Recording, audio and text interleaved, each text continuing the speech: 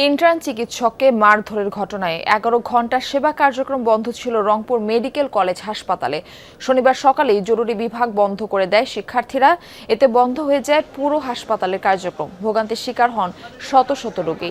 ভোরে নুরুন্নাহার বেগম নামের এক রোগীকে হাসপাতালে ভর্তি করা হয়, কিন্তু ভর্তির কাগজ এন্ট্রি না হওয়া পর্যন্ত অক্সিজেন না দেওয়ার সিদ্ধান্তে অটল থাকেন কর্তব্যরত ইন্টার্ন চিকিৎসক। এর মধ্যে রোগী নুরুন্নাহার মারা যান।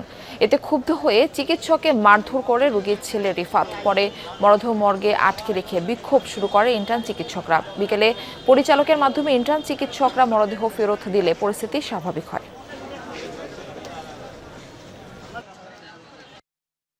লাশটাকে গাড়িতে তোলাটা বেশ কষ্টসাধ্য হয়ে গেছিল। পুলিশ প্রশাসনের মাধ্যমে কষ্টসাধ্য ছিল। জনগণ এত বেশি লোকজন এত বেশি জড়ো হয়েছিল, আমরা লাশের সেফটির জন্যই বা ধরেন সবার সেফটির জন্য লাশটাকে পরবর্তীতে কিছু সময়ের জন্য মর্গে রাখি এবং পরবর্তীতে আমরা লাশটাকে হ্যান্ড ওভার করে দিই।